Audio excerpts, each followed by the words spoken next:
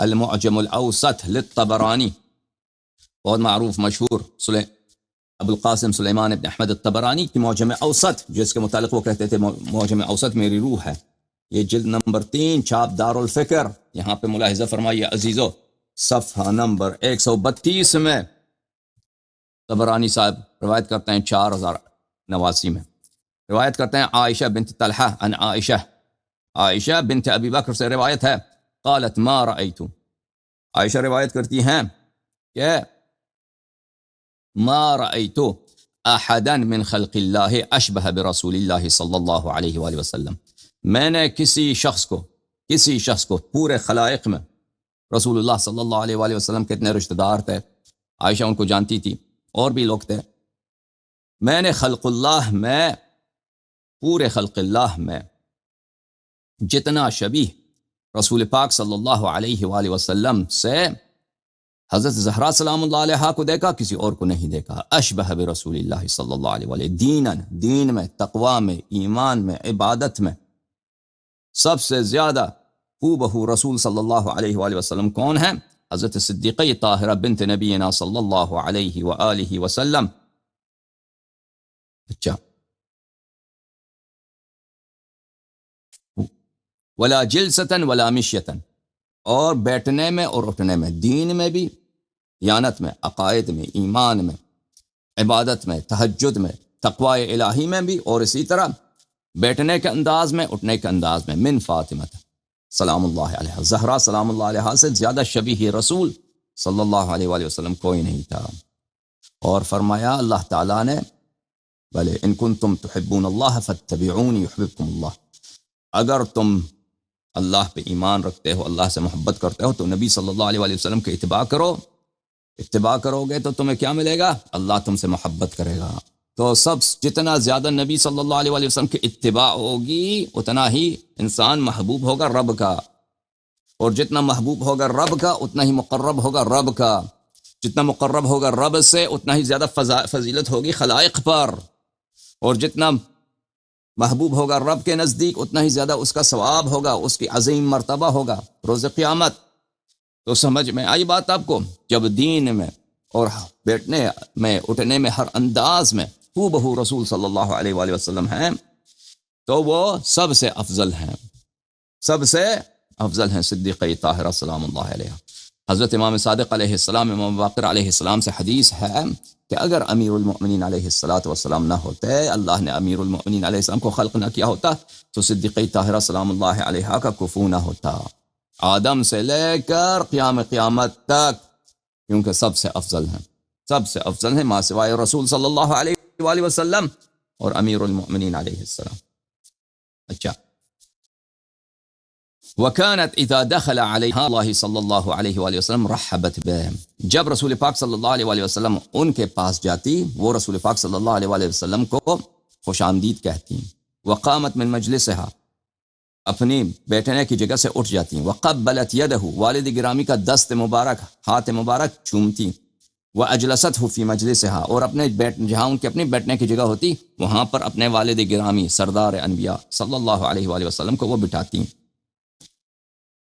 وکانت، اب سن لو زہرا سلام اللہ علیہ کا مرتبہ یہ امت نہیں جانتی، یہ کافر امت ہے، یہ ملعون امت ہے، یہ سامری اور سامری کے بچڑے کی عبادت کرنے والی امت ہے. یہ زہرا صدیقہ طاہرہ سلام اللہ علیہ کا قدر کو کیا جانے، نبی صلی اللہ علیہ وآلہ وسلم زہرا کی قدر جانتی ہیں. وکانت اذا دخلت علی رسول اللہ صلی اللہ علیہ وآلہ وسلم رحب بها، اور جب صدیقہ طاہرہ سلام اللہ علیہ زہرا سلام اللہ علیہ نبی کریم صلی اللہ علیہ وآلہ وسلم کے پاس جاتی تو نبی کریم صلی اللہ علیہ وآلہ وسلم خوش آمدید بولتے. اچھا، وقام الیہا، اور احترام میں کھڑے ہو جاتے. وقبل یدہا، اور نبی کریم صلی اللہ علیہ وآلہ وسلم دست مبارک زہرا کو پکڑتے ہیں، جھک جاتے اور چومتے. کون ہے یہ؟ سردار انبیاء. جبرائیل سے ملاقات ہوتے، کبھی جبرائیل کے سامنے تواضع نہیں فرمایا، ٹھیک ہے نا. عرش پہ گئے تھے، 1,24,000 انبیاء سے ملاقات ہوئی، ابراہیم علیہ السلام سے، نوح علیہ السلام سے، ادریس، موسیٰ، عیسیٰ، آدم، جتنے انبیاء تھے سب وہ لوگ نبی کریم صلی اللہ علیہ وسلم کے پیچھے کھڑے ہو گئے. نبی کریم صلی اللہ علیہ وسلم نے انبیاء سے مصافحت و فرمایا ہے کبھی ان کے سامنے سر خم نہیں کیا. ہاتھ چومنا تو دور کی بات ہے، ہاتھ چومنا تو دور کی بات ہے. سمجھ میں آئی نا بات آپ کو؟ لیکن نبی کریم صلی اللہ علیہ وآلہ وسلم سیدۃ نساء اہل الجنہ کا، وہ ایک عائشہ بھی کہہ رہے ایک دفعہ نہیں، یہ ہمیشہ ہوتا تھا، ایک دفعہ کی بات نہیں، ہمیشہ سنت نبی صلی اللہ علیہ وآلہ وسلم، سیرت رسول صلی اللہ علیہ وآلہ وسلم یہ تھا کہ جب بھی صدیقہ طاہرہ سلام اللہ علیہا اپنے والد گرامی سے ملنے آتے، خوش آمدید کہتے، سلام کہتے، کھڑے ہو جاتے، پھر جھک کے ہاتھ زہرا سلام اللہ علیہا، دست مبارک زہرا سلام اللہ علیہا کو بوسہ دیتے، بوسہ دیتے. اب وہ صدیقہ طاہرہ سلام اللہ علیہا، قرب الہی کا یہ مرد، اور نبی کریم صلی اللہ علیہ وآلہ وسلم جو کام فرماتے ہیں وہ حکمت کی بنا پر ہوتا ہے، وہ اس کو پتہ ہوتا ہے کہ یہ کام اللہ کے نزدیک عبادت ہے، اللہ کے نزدیک باعث قرب ہے. نبی اور بار بار بھی بجا لاتے ہیں، ایک دفعہ بھی نہیں ہے، ٹھیک ہے نا. تو نبی کریم صلی اللہ علیہ وآلہ وسلم اللہ کی رضا اس میں جانتے ہیں کہ زہرا سلام اللہ علیہا کی جتنی زیادہ توقیر کیا جائے، جتنی زیادہ ان کی تعظیم کیا جائے، جتنا زیادہ ان کا احترام کیا جائے، لساناً اور عملاً. اور لعنت ہو اس امت پر، لعنت ہو اس امت پر، اللہ لعنت کرے ان کو، انشاءاللہ سامری کے بچڑے کے ساتھ محشور کرے کہ ایسے صدیقہ طاہرہ جس کا ہاتھ زہرا نبی کریم صلی اللہ علیہ وسلم جھک کے خم ہو کے چومتے تھے. اور یہ حدیث صحیح ہے، میں صحت بھی ابھی دکھاؤں گا آپ کو. چومتے تھے، اسی صدیقہ طاہرہ سلام اللہ علیہا کے گھر پہ حملہ کیا ان لوگوں نے. اسی صدیقہ طاہرہ سلام اللہ علیہا کے متعلق انہوں نے اپنے صحیح ترین کتاب میں نقل کیا ہے کہ وہ حکام وقت سے ناراض، ان سے بات بھی نہیں کرتی تھی، اور ان کو جھوٹا سمجھ کر، غاصب فدق سمجھ کر ان سے کبھی آخر زندگی تک بات بھی نہیں کی. انہیں دفن کیا گیا ان کے شوہر نے. اچھا، وَأَجْلَسَهَا فِي مَجْلِسِ، پھر نبی کریم صلی اللہ علیہ وآلہ وسلم ان کو اپنے مجلس میں بٹھاتے تھے، اپنی بیٹھنے کی جگہ پر، اپنی جگہ خالی کر کے زہرا سلام اللہ علیہا کو وہاں پہ بٹھاتے. اس طرح کا کسی توقیر کبھی دیکھا ہے؟ توقیر بولتے ہیں تعظیم، احترام، کہ نبی کریم صلی اللہ علیہ وآلہ وسلم نے کسی شخص کے لیے ایسا احترام کیا ہو، کبھی نہیں آپ کو ملے گا اس طرح. اچھا،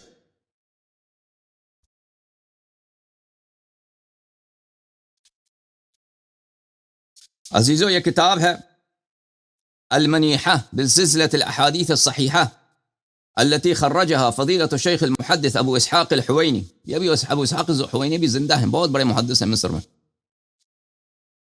الناشر مکتبۃ ابن عباس المنصورہ، مصر میں یہ کتاب چھپی ہے.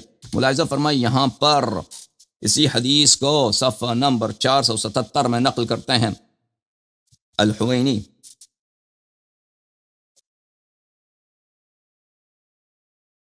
وہی حدیث عائشہ کی، وقبلت یدہ، پھر وقبل یدہ، نبی کریم صلی اللہ علیہ وسلم دست زہرا سلام اللہ علیہ چومتے تھے.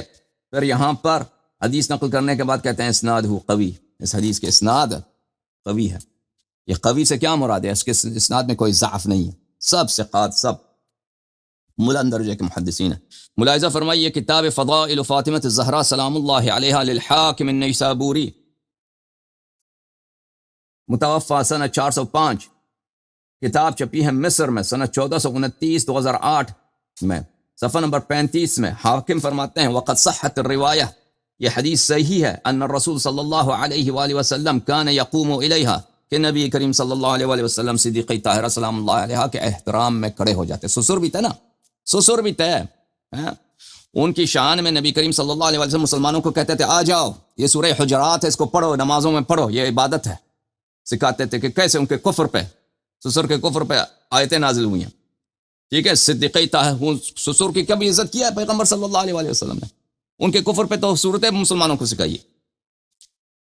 صدیقہ طاہرہ سلام اللہ علیہا کان یقوم الیہا، نبی کریم صلی اللہ علیہ وسلم ان کے لیے کھڑے ہو جاتے، ویستقبلها، ان کا استقبال کرتے، ویقبل یدها کلما دخلت علیہ، اور ہر دفعہ صدیقہ طاہرہ سلام اللہ علیہا ان پہ، ان کے نزدیک، ان پہ داخل ہو جاتی تو نبی کریم صلی اللہ علیہ وسلم ان کا ہاتھ چومتے. اچھا، پھر اسی حدیث کو نقل کرتے ہیں عائشہ بنت طلحہ سے. عائشہ بنت طلحہ عائشہ سے جو میں نے آپ کی خدمت میں معجم اوسط سے دکھایا ہے، ما رأیت احدا کان اشبہ، یہ حدیث نقل کرنے کے بعد، ٹھیک ہے نا، اس میں یہی ہے، بھلے معاف کیجیے گا، اس میں یہی ہے، اس میں یہی جملہ ہے، بھلے یہ وہی جملے جو آپ کو دکھایا ہے، هذا حدیث صحیح الاسناد على شرط الشیخین صاحبی الصحیح فإن رواته كلهم ثقات۔ اچھا اب صحیح ہو گیا آڈیو۔ میں آپ سب سے معذرت چاہتا ہوں، میری جو ہے میں نے میوٹ کیا تھا، تو دوبارہ کتنا عرصہ میوٹ رہا ہے؟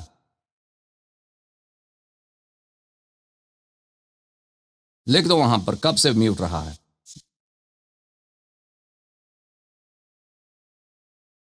شروع سے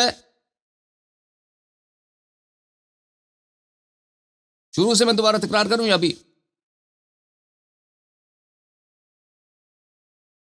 جی جناب بولو، شروع سے دوبارہ تکرار کریں یا ابھی؟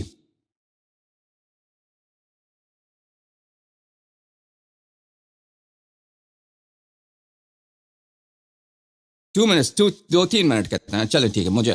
اچھا میں دوبارہ سے تکرار کرتا ہوں عزیزوں، یہ کتاب ہے المصدق الصحیحین حاکم نیشابوری کی، ٹھیک ہے، یہاں سے وہ حاکم سے شروع کرتے ہیں، کہاں سے؟ نو وین یو شوڈ بک، تو وہ کتاب بہت سارے دکھائیں، کون کون سے؟ وہ کون سے کتاب؟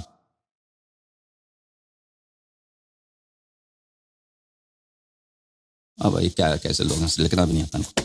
اچھا کون سی کتاب بھائی یہ؟ اچھا یہ حدیث صحیح ہے عزیز، کہ مصدق صحیحین کی کتاب، المستدرک علی الصحیحین للحاکم النیسابوری، جلد نمبر 3، چاپ دار الفکر۔ ملاحظہ فرمائیے یہاں پر یہی حدیث آپ کو دکھا رہے تھے نا، 4791، ان عائشہ بنت ابی بکر قالت، عائشہ نے کہا، ما رأیت احدا کان اشبہ کلاما وحدیثا من فاطمہ برسول اللہ صلی اللہ علیہ وآلہ وسلم، میں نے نہیں دیکھا کہ کوئی شخص کسی دوسرے شخص سے اتنا شبیہ ہو، کوئی شخص دوسرے شخص سے اتنا شبیہ ہو، ٹھیک ہے، من فاطمہ برسول اللہ صلی اللہ علیہ وآلہ وسلم، جب فاطمہ سلام اللہ علیہا رسول اللہ صلی اللہ علیہ وآلہ وسلم سے اتنی شباہت تھی ان میں، ٹھیک ہے نا، اتنی شباہت تھی، آواز رسول صلی اللہ علیہ وآلہ وسلم، بولی کہ رسول صلی اللہ علیہ وآلہ وسلم کی بیٹی بھی رسول صلی اللہ علیہ وآلہ وسلم کا، چلنا پھرنا، ہیئت، وقار، سکینہ رسول پاک صلی اللہ علیہ وآلہ وسلم کا، یہ ہے شان صدیقہ طاہرہ سلام اللہ علیہا۔ وَكَانَتْ اِذَا دَخَلَتْ عَلَيْهِ رَحَّبَ بِهَا، اور جب وہ نبی کریم صلی اللہ علیہ وآلہ وسلم کے پاس جاتی تو نبی کریم صلی اللہ علیہ وآلہ وسلم ان کی خوش آمدید کہتے ہیں، استقبال کرتے، وقام الیہا، اور کھڑے ہو جاتے، فاخذ بیدہا، اور ان کا ہاتھ پکڑتے، فقبلہا واجلسہا فی مجلس، ہاتھ پکڑ کر ہاتھ چومتے اور ان کو اپنی مجلس میں بٹھاتے، اپنی بیٹھنے کی جگہ میں بٹھاتے۔ ھذا حدیث صحیح علی شرط الشیخین ولم یخرجہ، یہ حدیث صحیح ہے بشرط بخاری و مسلم، 4791، قال الذهبی صحیح، ذہبی نے کہا کہ شرط شیخین میں نہیں ہے لیکن صحیح ہے، لیکن شرط شیخین میں اختلاف ہے نا، شرط شیخین کیا ہے، ذہبی کو اور حاکم کے درمیان آپس میں اختلاف ہے۔ اچھا جب یہ سمجھ میں آیا عزیزو تو ملاحظہ فرمائیے کہ نبی کریم صلی اللہ علیہ وآلہ وسلم صحیح احادیث میں نبی اتنی صدیقہ طاہرہ سلام اللہ علیہا کی کہ احترام کرتے کہ ان کے ہاتھ چومتے۔ ملاحظہ فرمائیے عزیزو، یہ کتاب ہے الآحاد والمثانی لابن ابی عاصم، تحقیق الدکتور باسم فیصل احمد الجوابرہ، یہاں پر صفحہ نمبر 363 میں روایت نقل کرتے ہیں کہ 363 میں حدیث نمبر 2959 روایت کرتے ہیں، عن علی رضی اللہ تعالی عنہ، سند مذکور ہے، سند کون سا ہے؟ جعفر ابن محمد، عن ابیہ، امام صادق علیہ السلام، امام باقر علیہ السلام سے، اور وہ اپنے والد امام زین العابدین علیہ السلام سے، اور وہ علی علیہ السلام سے روایت کرتے ہیں، انہ قال لفاطمہ رضی اللہ عنہا، کہ نبی کریم صلی اللہ علیہ وآلہ وسلم نے فاطمہ رضی اللہ تعالی عنہ وسلام اللہ علیہا سے کہا، ان اللہ یغضب لغضبک ویرضی لرضاک، کہ اللہ تعالیٰ آپ کے غضب سے غضبناک ہو جاتا ہے، کہ اللہ تعالیٰ آپ کے غضب سے غضبناک ہو جاتا ہے اور آپ کی رضا سے رضا آ جاتا ہے۔ اچھا میرے عزیزوں، مزید آپ کی خدمت میں عرض کریں، ہاں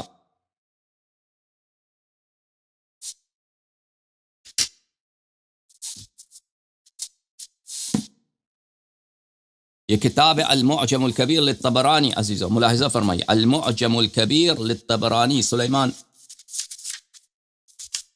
ابن احمد الطبرانی کی کتاب المعجم الکبیر، المجلد الاول، چھاپ سنہ 2009۔ یہاں پر ملاحظہ فرمائیے اس حدیث کو، حدیث نمبر 182 روایت کرتے ہیں اسی سند کے ساتھ، قال رسول اللہ صلی اللہ علیہ وآلہ وسلم لفاطمہ رضی اللہ عنہا، نبی کریم صلی اللہ علیہ وآلہ وسلم نے صدیقہ طاہرہ سلام اللہ علیہا سے فرمایا، ان اللہ یغضب لغضبک ویرضی لرضاک، اللہ تعالیٰ آپ کے غضب سے غضبناک ہو جاتا ہے، آپ کا غضب باعث غضب رسول صلی اللہ علیہ وآلہ وسلم، اور آپ کی رضا باعث رضا رب العالمین۔ 182 حدیث ہے نا، ملاحظہ فرمائیے اس کے ذیل میں کیا کہتا ہے، 182 فی ہامش الاصل، اس حدیث کے حاشیے میں خود مصنف نے لکھا تھا، مصنف کون؟ اتنا بڑا حافظ سلیمان ابن احمد الطبرانی، اس نے اس حدیث کے حاشیے میں لکھا تھا، هذا حدیث صحیح الاسناد وروی من طرق علی علیہ السلام، یہ حدیث صحیح الاسناد ہے اور کئی طرق سے کہ اللہ رب العزت صدیقہ طاہرہ سلام اللہ علیہا کے غضب سے غضبناک ہوتا ہے اور ان کی رضا سے راضی ہوتا ہے۔ وهذا الحديث احسن شيء رأيته واصح اسناد قرأته، سلیمان بن احمد طبرانی کہتے ہیں کہ اس حدیث جتنا صحیح حدیث میں نے زندگی میں نہیں دیکھی، اس جتنا صحیح حدیث میں نے زندگی میں اتنی صحیح حدیث نہیں دیکھی، اور اس سے پیارا، اس سے حسین بولتے ہیں، احسن بولتے ہیں کس کو؟ سب سے خوبصورت، ان سے خوبصورت جملے میں نے زندگی میں نہیں دیکھے۔ صدیقہ طاہرہ سلام اللہ علیہ،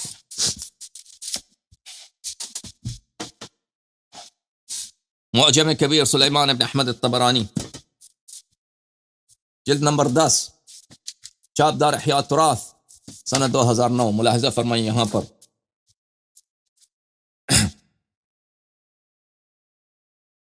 یہ حدیث نمبر 1003، صفحہ نمبر 282، روایت کرتے ہیں قال بلی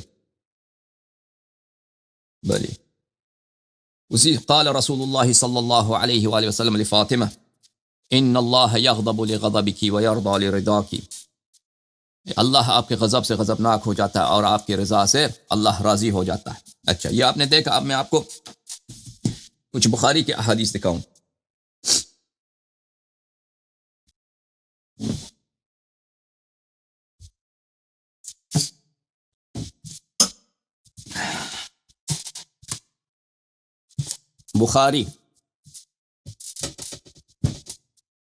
بخاری چاپ دار احیاء تراث العربی،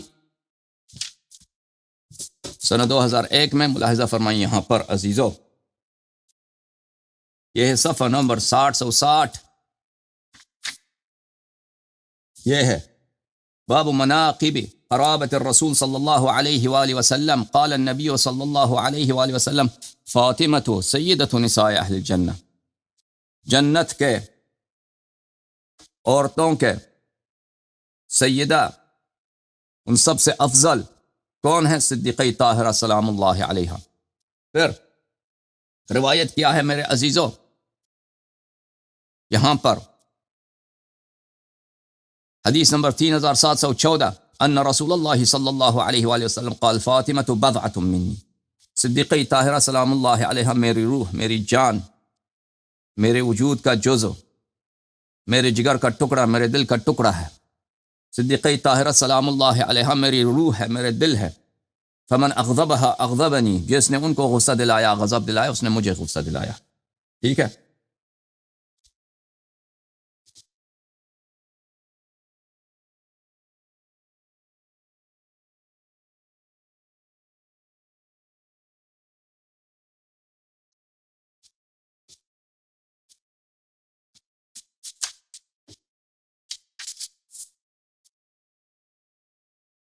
پھر بخاری نے روایت کی، ملاحظہ فرمائیے یہاں پر صفحہ نمبر 767 میں باب مناقب فاطمہ علیہ السلام، فاطمہ سیدۃ نساء اہل الجنہ سلام اللہ علیہا۔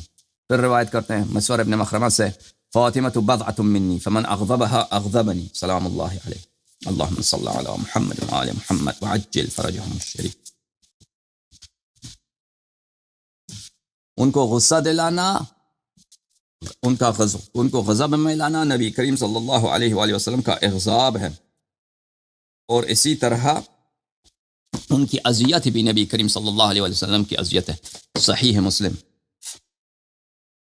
ابن حجاج القشیری نیشابوری، ملاحظہ فرمائیے چاپ ہے دارالفکر کی، یہاں پر آپ کو دکھاتے ہیں صفحہ نمبر 1218 میں باب فضائل فاطمہ بنت النبی صلی اللہ علیہ وآلہ وسلم، نبی کریم صلی اللہ علیہ وآلہ وسلم سے روایت 6202، انما فاطمہ بضعۃ منی، بتحقیق کہ فاطمہ سلام اللہ علیہ اور فقط فاطمہ سلام اللہ علیہ میری جگر کا حصہ ہے، میرے روح ہے۔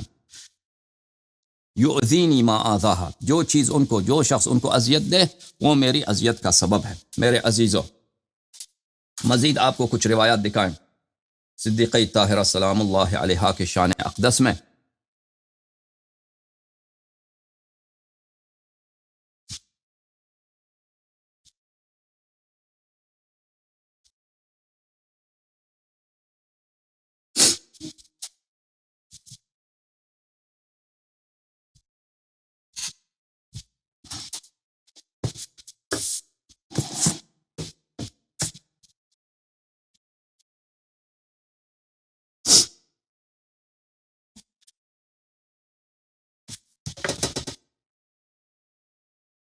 کتاب سنن الترمذی، چاپ دارالفکر، بیروت لبنان، سنہ 2008 میں، ملاحظہ فرمائیے یہاں پر صفحہ نمبر 1096، حدیث نمبر 3898، روایت کرتے ہیں عائشہ سے، بنت ابی بکر، عائشہ کی ابو بکر کی بیٹی سے، ما رأیتو، میں نے کبھی نہیں دیکھا، احدن اشبہ سمتا ودلا وحدیا، سمتا ودلا وحدیا، بولتے ہیں سکینہ وقار آرامش، نبی کریم صلی اللہ علیہ وآلہ وسلم صاحب سکینہ، صاحب وقار ہیں، صاحب آرامش، صاحب اطمینان ہیں۔ عائشہ کہتی ہے میں نے کبھی کسی کو نہیں دیکھا احدن اشبہ برسول اللہ صلی اللہ علیہ وآلہ وسلم سمتا ودلا وحدیا، جو آرامش میں، اطمینان میں، سکون میں، وقار میں، اپنی حیات میں، اپنے انداز میں رسول پاک صلی اللہ علیہ وآلہ وسلم جیسا ہو۔ پچھلے صحیح حدیث میں آپ نے دیکھا کہ بولنے کا انداز رسول صلی اللہ علیہ وآلہ وسلم کا، چلنے کا انداز رسول صلی اللہ علیہ وآلہ وسلم کا۔ اس حدیث میں آپ نے دیکھا سکینہ وقار میں، اطمینان میں، اپنے انداز میں کوئی کسی شخص کا اتنا شبیہ نہیں ہے جتنا صدیقہ طاہرہ سلام اللہ علیہ اپنے بابا کے شبیہ ہے۔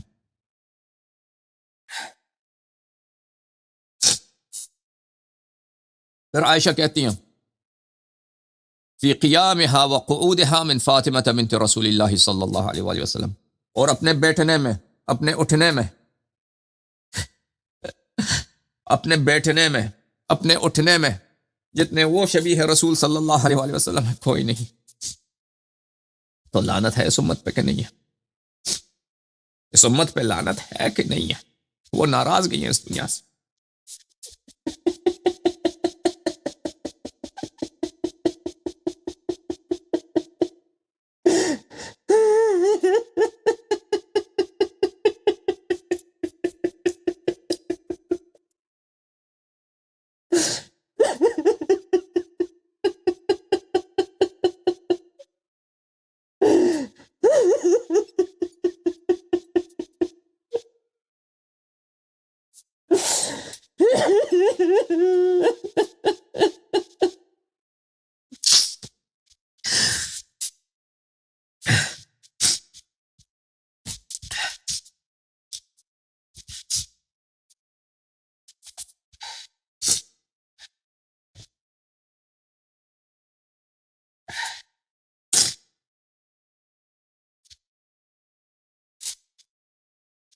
یہ کتاب ہے المستدرک علی الصحیحین جلد نمبر 5.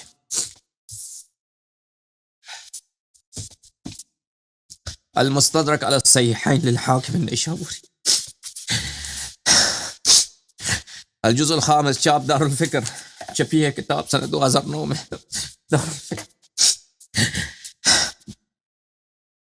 صفحہ نمبر 196، حدیث نمبر 7878. عائشہ بنت طلحہ روایت کرتی ہیں عائشہ سے،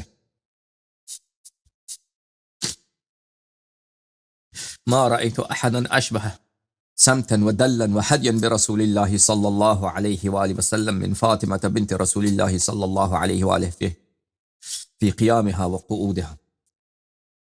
اپنے منظر میں، اپنے حیات میں، اپنے آرامش میں، اپنے سکینہ و وقار میں، اپنے انداز میں، بیٹھنے میں، اٹھنے میں، پھر دوسری حدیث میں اپنی آواز میں، اپنے کلام کرنے میں، صدیقہ طاہرہ سلام اللہ علیہا سے شبیہ تر، رسول پاک صلی اللہ علیہ وآلہ وسلم سے شبیہ تر کوئی نہیں تھا. اچھا، اس حدیث کے بعد حاکم کہتے ہیں ولی ھذا صحیح علی شرط الشیخین، یہ حدیث بشرط بخاری مسلم صحیح ہے. حدیث کیا نمبر ہے؟ 7878. 7878 وافقہ الذہبی فی التلخیص علی شرط البخاری و مسلم. ذہبی نے بھی تلخیص مستدرک میں موافقت کی ہے کہ یہ حدیث صحیح ہے بشرط البخاری و مسلم. ٹھیک ہے، بخاری کی ایک مزید حدیث آپ کو دکھائیں. کہتے ہیں ہمیں نبی سے پیار ہے. صحابہ کو نبی سے پیار نہیں تھا، دشمنی تھی. صحابہ کو دیکھیں، صحابہ کو اگر نبی کریم صلی اللہ علیہ وآلہ وسلم سے محبت ہوتی تو ان کے وفات کے بعد جو بالکل نبی صلی اللہ علیہ وآلہ وسلم جیسا ہے ان کا حق غصب نہ کرتے. وہ اس دنیا سے اس حالت میں وہ ناراض ہیں حکام وقت سے اور ان سے بات بھی نہیں کرتے اور ان کو جھوٹا سمجھتے ہیں، غاصب فدق سمجھتی ہیں، غاصب فدق سمجھتی ہیں، جھوٹا سمجھتے ہیں. اس حالت میں دنیا سے نہ جاتے اور صحابہ ان کا ساتھ دیتے، ان کی حمایت کرتے.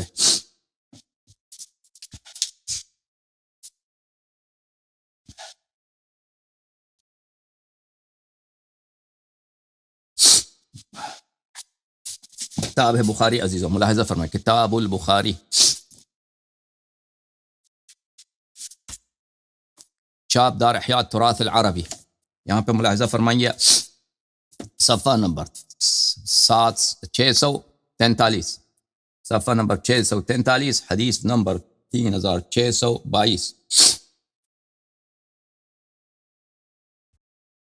یہ 3622.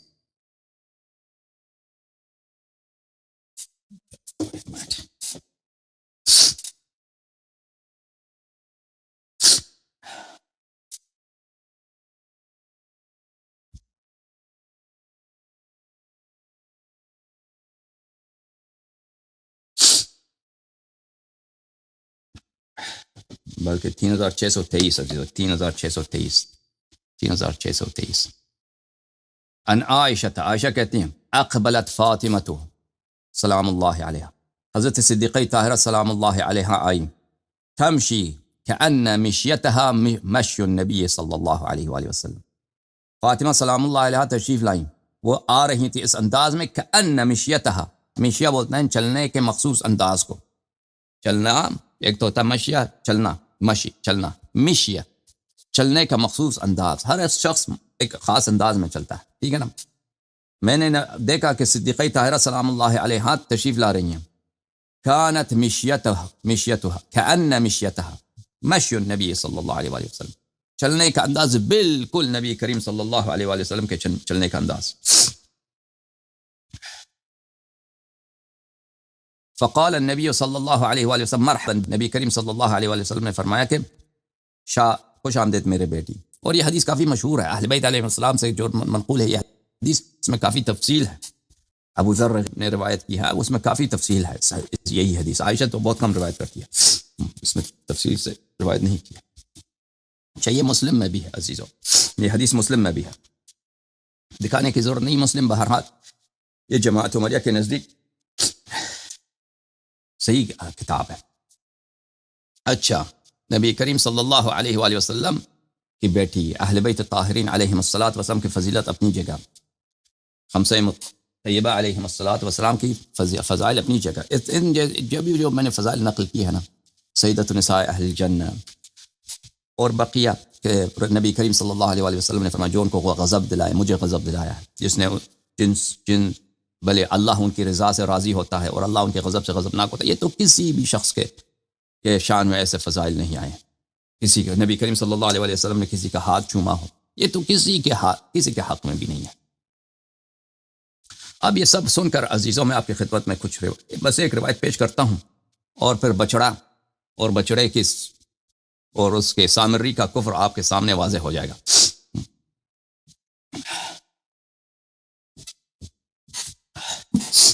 اچھا، یہ کتاب ہے المصنف لابن ابی شیبہ فی الاحادیث والآثار. مصنف ہے ابن ابی شیبہ کی، جلد نمبر 8، چاپ دار الفکر، سنہ 2008، دار الفکر بیروت لبنان میں کتاب چھپی ہے. یہ صفحہ ہے 572، حدیث نمبر 4.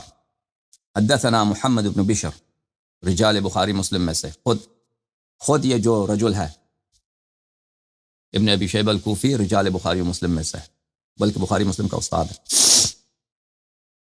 حدثنا عبید اللہ ابن عمر، رجال بخاری مسلم. حدثنا زید بن اسلم من رجال البخاری ومسلم عن ابیہ اسلم مولا عمر بن الخطاب.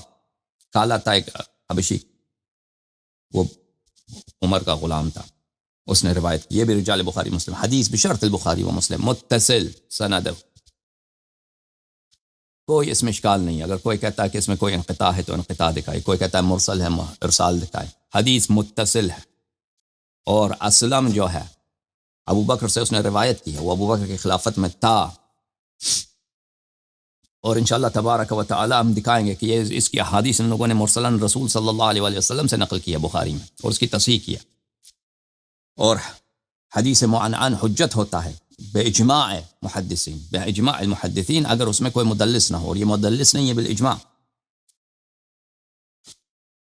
اچھا، انہ حین بوی علی ابی بکر، جب ابو بکر کی بیعت کی گئی بعد الرسول صلی اللہ علیہ وآلہ وسلم، رسول اللہ صلی اللہ علیہ وآلہ وسلم کے بعد، کان علی والزبیر یدخلان علی فاطمہ بنت رسول اللہ صلی اللہ علیہ وآلہ وسلم. امیر المؤمنین علی علیہ السلام اور زبیر ابن عوام یہ ملاقات کرتے تھے حضرت صدیقہ طاہرہ سلام اللہ علیہا کے ساتھ ان کے گھر پر. اچھا، فیشاورونہا، اور یہ ان سے مشورہ لیتے تھے. ویرتجعون فی امرہم، اور اپنے کہ ہم نے کام کیا کرنا ہے، کہ اب ابو بکر کے ساتھ خلافت بیعت کیا ہے لوگوں نے، تو ہمارا کیا طریقہ کار ہونا چاہیے. فلما بلغ ذلك عمر بن الخطاب، یہ خبر عمر کو پہنچا ہے، خبر عمر کو پہنچا. خرج حتى دخل على فاطمة سلام اللہ علیہ، عمر آ گیا، خرجہ وہ خارج ہو گیا، مسجد میں تھا، جہاں بھی تھا وہاں سے خارج ہو گیا کہ یہ لوگ میٹنگ کرتے ہیں. ٹھیک ہے نا، اجماع ہے، ابو بکر کی خلافت پہ اجماع ہے. لعنت ہو ایسے اجماع پر، جس کا سب سے بڑا مخالف امیر المؤمنین علیہ السلام ہے، صدیقہ طاہرہ سلام اللہ علیہا ہے. وہ مشورے سے بنا ہے. مشورہ یہی ہے، مشورہ یہی ہے کہ یہ آپس میں مشورہ کر رہے ہیں کہ ہم اس کے خلاف کیسے بغاوت کریں. تو تبھی تو عمر آگ لے کے آتا نا. نو بھائی کہتا ہے ابو بکر کی خلافت پہ اجماع، اجماع یہی ہے، اجماع یہی ہے کہ صدیقہ طاہرہ سلام اللہ علیہا کو اور ان کے گھر کو آگ لگانے کی تم دھمکی دیتے ہو. یہ کون سے اجماع ہے؟ جو سب سے شبیہ رسول صلی اللہ علیہ وآلہ وسلم ہے، سید نساء اہل الجنہ ہے، رسول صلی اللہ علیہ وسلم کی اقلیتی بیٹی ہے، جس کے شان میں آیت تطہیر نازل ہوئی ہے. امیر المؤمنین علیہ السلام، انت منی بمنزلت ہارون من موسیٰ.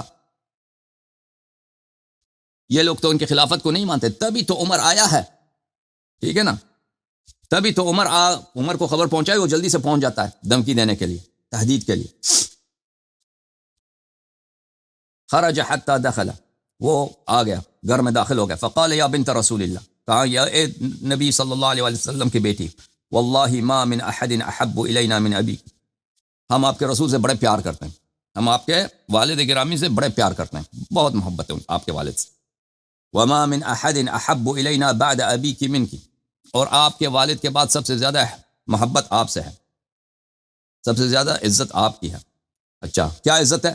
وَأَيْمُ اللَّهِ مَا ذَلِكَ بِمَانِعٍ، لیکن اللہ کی قسم یہ محبت جو ہے، یہ محبت کو یہ ہم کوئی پرواہ نہیں کریں گے، یہ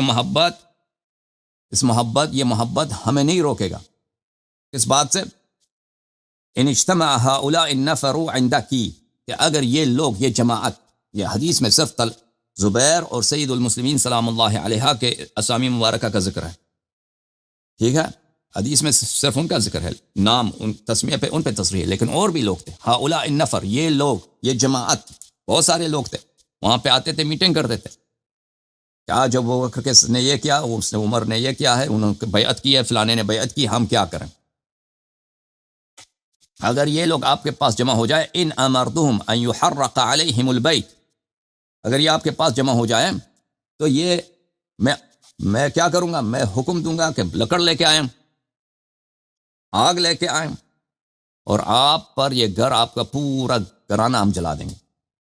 بیت رسول ہے تو ہمیں کوئی پرواہ نہیں، ہم جلا دیں گے اس کو، ہم اس کو آگ کے شعلے میں خاکستر بنا دیں گے۔ آپ ہیں اس میں، حسنین ہیں تو کوئی بات نہیں، سلام اللہ۔ یحرق علیہم، ہم جلا دیں گے اس گھر کو، اس بیت کو بیت والوں کے ساتھ جلا دیں گے۔ اچھا تو عزیزو، پہلی بات یہ ہے، مجھے بتاؤ، اگر کہ یہ ادعا کرتے ہیں کہ ابو بکر کے خلافت پہ اجماع ہے، ابو بکر کی خلافت سب کی رضا سے بنی، ابو بکر کی خلافت مشورے سے بنی ہے، ٹھیک ہے نا، مشورے سے بنی ہے یا آگ کے زور سے بنی ہے؟ اگر اس میں اجماع ہے، یہ لوگ جو جمع ہوتے تھے نا وہاں پہ، ویسے چائے پینے کے لیے تو جمع نہیں ہوتے تھے، تبھی ابو بکر اور عمر نے، ان کو احساس ہے کہ یہاں پہ ہمارے اپوزیشن کا سینٹر ہے، یہاں پہ جو بھی اپوزیشن ہوگا اسی گھر سے ہوگا، مخالفت کا پرچم، مخالفت کا جھنڈا یہیں اسی گھر سے نکلے گا۔ تبھی تو انہوں نے کیا کیا، اس گھر کو اپنی مخالفت کا گڑھ سمجھا، مرکز سمجھا۔ اسی لیے تو حدیث منیع ابی بکر میں، حدیث ابو بکر کی تمنا جو ہے، ٹھیک ہے نا، جس کی تصحیح کس نے کیا؟ ضیاء مقدسی نے اپنی احادیث مختارہ میں کیا، اور کئی لوگوں نے اس کتاب کو، حدیث کو بسند صحیح نقل کیا۔ وہ یہی تو کہہ رہا تھا کہ اے کاش مرتے وقت، اے کاش، میری تمنا یہی ہے کہ میں فاطمہ سلام اللہ علیہا کے گھر پہ حملہ نہ کرتا، ان کے گھر پہ حملہ نہ کرتا۔ وَإِنْ أَغْلَقُوا عَلَيَّ الْحَرْبِ، اگرچہ وہ اپنے گھر کو، دروازے کو میرے پر اس لیے بند کیا تھا کہ وہ حرب کی نیت سے، جنگ کی نیت سے، وَإِنْ أَغْلَقُوا عَلَيَّ الْحَرْبِ، میرے خلاف جنگ لڑنے کی نیت سے انہوں نے اپنے گھر کا دروازہ بند کیا تھا، وہاں پہ جنگ کی تیاری کر لے رہے تھے، ٹھیک ہے نا، انہوں نے گھر یہ کیا تھا، کاش میں اس گھر پہ حملہ نہ کرتا، ٹھیک ہے نا۔ تو یہ اسی کے مقدمات ہیں یہاں پر، کہ عمر پہلے آتا ہے، دھمکی دے دیتا ہے۔ تو وہاں پر دیکھیں عزیزو، اگر کوئی کسی شخص نے آپ کے ساتھ بیعت کی ہے، آپ سے راضی ہیں، وہ اپنے گھر میں وہ آپ کی حکومت کی سپورٹ کرتے ہیں، آپ کی حکومت انہی کے مشورے سے بنی ہے، اور وہ آپ کی حکومت میں وزیر ہیں، مشیر ہیں، تو آپ کو یہ دھمکی دینے کی ضرورت نہیں ہے کہ میں اس گھر کو جلا دوں گا۔ گھر جلائیں گے کس لیے؟ گھر جلا دیں گے اس لیے کہ وہاں پر آپ اپنی حکومت کو، وہاں سے خطرہ آپ کو محسوس ہوتا ہے کہ یہاں پہ سے بہت بڑا ہماری حکومت کے خلاف شر اٹھے گا، قیام ہوگا یہاں سے۔ اور میں آپ کی خدمت میں عرض کروں، اور سے دوسرا کیا ملتا ہے عزیزوں، حضرت زہرا سلام اللہ علیہا نے بھی اس کے جواب میں یہ تو نہیں فرمایا کہ ہم تو یہاں پر صرف ملنے کے لیے آتے ہیں، ہمارے پاس یہاں پہ تو کوئی ایسی بات ہی نہیں ہے۔ عمر بھی اتنا بیوقوف آدمی نہیں تھا، عمر تو بڑا سیاستدان تھا کہ وہ اگر مثلا کوئی ایسے دوست اہل بیت علیہ السلام سے صلہ کے لیے، مہربانی کے لیے وہ ایسے ملنے آیا ہو، اس کو دھمکی دیتا نا۔ دھمکی آگ لگانے کی اس لیے ہوتی ہے کہ وہاں پر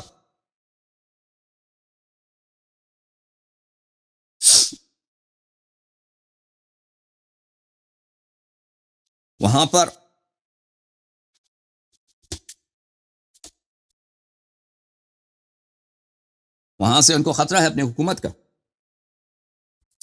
اچھا، دوسرا نقطہ آپ کی خدمت میں عرض کروں کہ اس حدیث سے یہ بھی پتہ چلتا ہے کہ عمر کو بخوبی پتہ ہے کہ امیر المؤمنین علیہ الصلاۃ والسلام ان کی حکومت کو نہیں مانتا، ان اور زہرا سلام اللہ علیہا بھی ان کے خلاف ہے، بلکہ ابو بکر کے خلاف حکومت کو یہ اتنا فسق کا حکومت سمجھتے ہیں کہ اس کا تختہ الٹنے کے لیے پر مشورے ہو رہے ہیں، یہ ان کے اپوزیشن کے خلاف ہے۔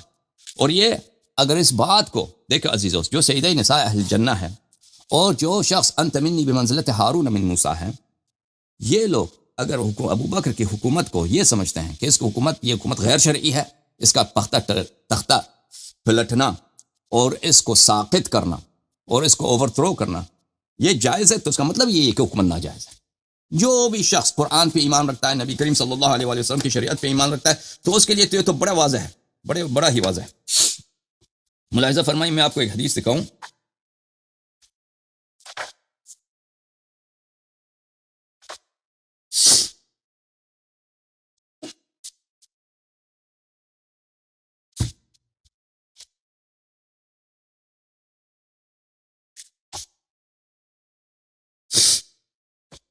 المستدرک علی الصحیحین للحاکم،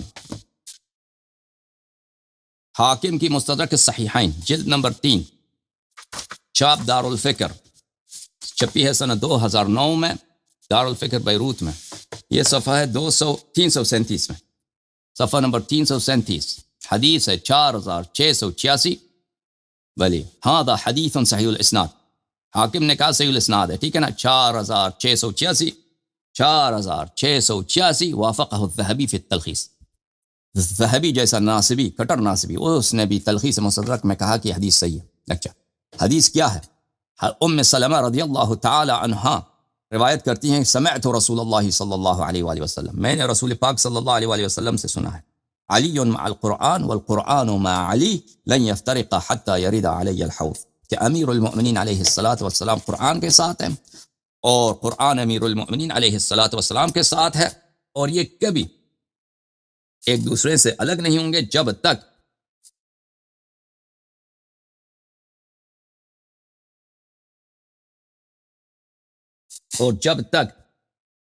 یہ حوض کوثر پر مجھ پہ وارد نہیں ہوتے تو یہ ایک دوسرے سے الگ نہیں ہوں گے۔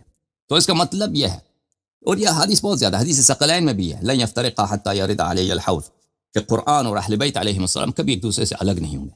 تو اہل بیت طاہرین علیہم الصلاۃ والسلام کی حکومت، یہ خود اعتراف ہے ابو عمر کا، عمر نے یہ دھمکی دے کر اور زید ابن اسلم سے روایت کر کے یہ حدیث ہمارے لیے ثابت کر دیا کہ ابو بکر کی حکومت کیا ہے، باطل ہے۔ آپ کی خدمت میں یہاں پر ایک منٹ،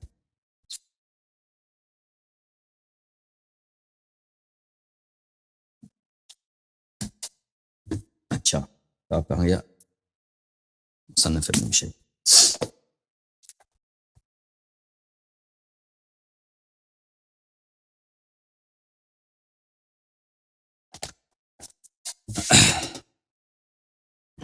المصنف لابن ابی شیبہ، ملاحظہ فرمائیں یہاں پر عزیزوں۔ اچھا، فلما خرج عمر، وہاں سے عمر گیا، جاؤوها، وہ لوگ پھر آ گئے، فقالت تعلمون ان عمر قد جاءني وقد حلف بالله لئن عدتم ليحرقن عليكم البيت وايم الله ليمضين لما حلف عليه، بی بی سلام اللہ علیہ نے ان سے کہا کہ عمر یہاں پہ آیا تھا، اس نے ایسی دھمکی دی ہے کہ اگر آپ لوگ پھر تم یہاں پہ آ جاؤ تو ہم کیا کریں گے، وہ گھر جلا دیں گے آپ پر، واللہ کی قسم عمر اپنے اس قسم پہ عمل کرے گا، ہمارا گھر جلا دے گا، آپ لوگ ادھر نہ آئیے۔ پھر وہ لوگ ادھر نہیں آئے۔ اچھا، یہ حدیث عزیزو، اس میں سے جو متائن ثابت ہوتے ہیں، پہلا تعین یہ ہے میرے عزیزو کہ ابو بکر کی خلافت اہل بیت طاہرین علیہم الصلاۃ والسلام کو اپنے حزب اختلاف کا سینٹر سمجھتا تھا، اور اسی لیے آئے ہیں یہ لوگ گھر جلانے کی دھمکی دینے کے لیے۔ تو لہذا ابو بکر کی خلافت پہ کوئی نص نہیں ہے، نہ قرآن کی آیت ہے نہ کوئی روایت ہے، ٹھیک ہے نا۔ اگر روایت ہوتی تو اہل بیت علیہم الصلاۃ والسلام رسول اللہ صلی اللہ علیہ وآلہ وسلم کی وصیت کو نظر انداز نہ کرتے، اور خود جماعت عمریہ اجماع نہ کرتے کہ ابو بکر کی خلافت پہ کوئی نص نہیں ہے، نص نہیں ہے۔ اس کی خلافت کی تصحیح کی اور اس کو شرعی بنانے کی صرف ایک ہی طریقہ ہے، وہ کیا ہے، کہتے ہیں کہ سب کی رضا سے، سب کی اجماع سے ابو بکر خلیفہ بنا ہے۔ تو یہ حدیث ثابت کرتی ہے کہ اس کے خلافت پہ کوئی اجماع نہیں ہے، اہل بیت طاہرین علیہم الصلاۃ والسلام اس کی حکومت اور اس کی خلافت کے مخالف ہیں، پہلی بات یہ ہے۔ دوسری بات یہ ہے عزیزو کہ اہل بیت طاہرین علیہم الصلوۃ والسلام یہاں پہ میٹنگ کرتے ہیں اور ان کے سپورٹرز ان کے شیعہ آتے ہیں یہاں پہ میٹنگ کرتے ہیں، تو عمر اس بات سے ان کو خوف کا احساس ہوتا ہے کہ یہاں پہ کچھ ہمارے خلاف کچھ سازش ہو رہی ہے. تو اس کا مطلب، اور اہل بیت علیہ السلام نے عمر سے یہ نہیں کہا کہ ہم تو یہاں آپ کے خلاف سازش نہیں کر رہے تھے، ٹھیک ہے نا. ان کے لیے سب سے بہترین جواب تو یہی تھا کہ اگر سازش نہ تھی وہاں پر تو یہ کہتے کہ ہم یہاں پہ آپ کے خلاف کوئی سازش نہیں کر رہے. انہوں نے یہ نہیں کہا، ٹھیک. تو اس کا مطلب یہ ہے کہ اہل بیت طاہرین علیہم الصلوۃ والسلام ابو بکر اور عمر کی خلافت کو باطل سمجھتے ہیں، اور اس کے خلاف جہاد کرنے کو اگر قوت ہو، اگر قدرت ہو، اگر طاقت ہو، جائز سمجھتے ہیں اور غیر شرعی سمجھتے ہیں. اور کیوں کیا متواتر احادیث میں ہے کہ اہل بیت علیہ السلام قرآن کے ساتھ ہیں اور قرآن اہل بیت علیہ السلام کے ساتھ ہے. ان دونوں میں کوئی جدائی نہیں ہے، ٹھیک ہے. سمجھ میں آئی نا بات آپ کو؟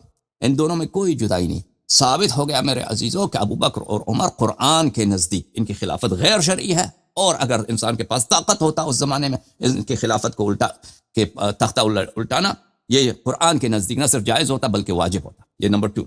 نمبر 3، اس روایت سے جو پتہ چلتا ہے میرے عزیزوں، وہ کیا ہے کہ میں نے آپ کی خدمت میں واضح طور پہ بتا دیا صحیح احادیث کے ساتھ کہ نبی کریم صلی اللہ علیہ وآلہ وسلم حضرت صدیقہ طاہرہ سلام اللہ علیہ کی اتنی تعظیم کرتے تھے، ہاتھ چومتے تھے. سب سمجھ آئے نا.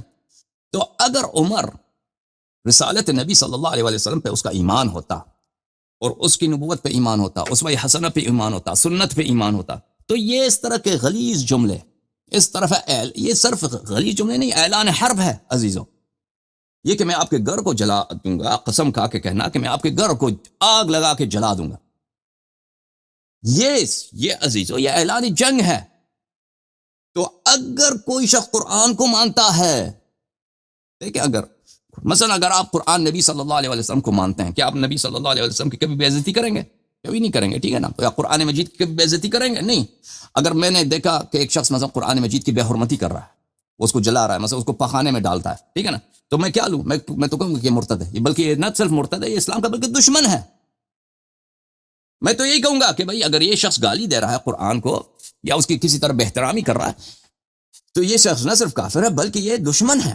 یہ اس طرح کا بات کرنا حضرت صدیقہ طاہرہ سلام اللہ علیہ سے کہ میں آپ کے گھر کو جلا دوں گا، اس شخص کے جس کا ہاتھ نبی کریم صلی اللہ علیہ وسلم چومتے تھے، تو اس کا واضح مطلب ہے کہ اس کے شخص کا نہ ایمان رسالت پر ہے، نہ قرآن پر ہے، نہ اللہ پر ہے. اس کا ایمان صرف اپنی حکومت پر ہے، اپنی خلافت پر ہے، ٹھیک ہے. وہ خلافت، وہ حکومت جس کی نہ کوئی حدیث ہے، کچھ بھی نہیں ہے، صرف ایک دلیل ہے اجماع اور رضا، اور وہ بھی اجماع اور رضا کہ یہ ایک بہت بڑا فراڈ ہے، وہ بھی ثابت ہو گیا.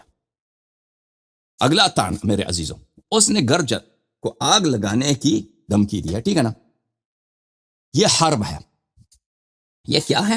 یہ اعلان حرب ہے، اعلان جنگ ہے اہل بیت طاہرین علیہ السلام. میں آپ کسی بھی شخص سے کہہ دیں میں آپ کے گھر کو آگ لگا دوں گا، اگر تم نے یہ کہا میں خدا کی قسم تمہارے گھر کو آگ لگا، اور سیریسلی، اور اس کو بھی یقین ہو جائے کہ اب واقع یہ اعلان جنگ ہے، اعلان جنگ ہے. اور صحیح حدیث میں نے آپ کی خدمت میں پہلے بھی ثابت کیا نا، صحیح تواتر کے ساتھ یہ حدیث ثابت ہے کہ نبی کریم صلی اللہ علیہ وسلم نے حضرت امیر المؤمنین علیہ السلام امام حسن، امام حسین اور فاطمہ زہرا سلام اللہ علیہ سے خطاب کر کے کہا انا حرب لمن حاربکم وسلم لمن سالمکم.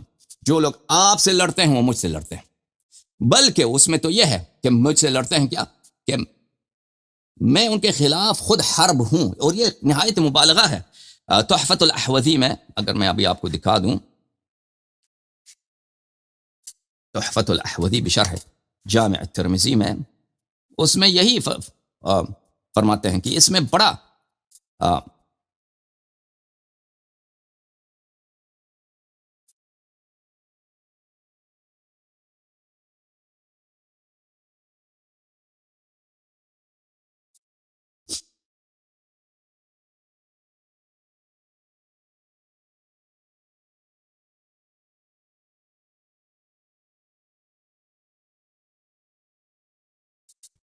اس میں مبالغہ کے لیے اس نبی کریم صلی اللہ علیہ وسلم نے نہیں کہا انا محارب، پھر کہتے ہیں میں محارب ہوں، میں جنگ کرنے والا ہوں، وہ نہیں فرمایا، فرمایا کہ انا حرب. ملاحظہ فرمائیے یہ کتاب تحفۃ الاحوذی بشرح جامع الترمذی تالیف المبارک فوری، جز نمبر 1، چاپ بیت الافکار الدولیہ. یہاں پر میرے عزیزو صفحہ نمبر 2638 میں وہاں پہ حدیث ہے انا حرب لمن حاربکم، اور اس کی شرح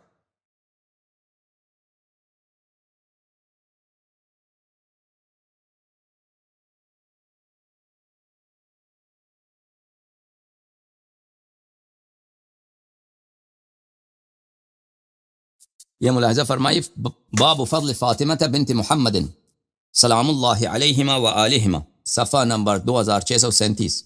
یہاں پر یہ روایت ہے میرے عزیزوں، یہاں پر یہ روایت ہے آخر صفحہ کالم نمبر 1 میں۔ یہاں پہ اگر دیکھیے، عن زید بن ارقم، زید بن ارقم سے روایت ہے کہ رسول اللہ صلی اللہ علیہ وآلہ وسلم قال لعلی و فاطمہ، رسول اللہ صلی اللہ علیہ وآلہ وسلم نے اپنے بھائی امیر المؤمنین علیہ السلام، بیٹی فاطمہ سلام اللہ علیہا اور 2 نواسے امام حسن امام حسین علیہ السلام سے کہا، انا حرب لمن حاربتم۔ حرب کا مطلب ہے کیا؟ جنگ، جنگ، جنگجو نہیں ہے، محارب نہیں ہے، جنگ، میں جنگ ہوں۔ نبی کریم صلی اللہ علیہ وسلم کیسے جنگ ہے؟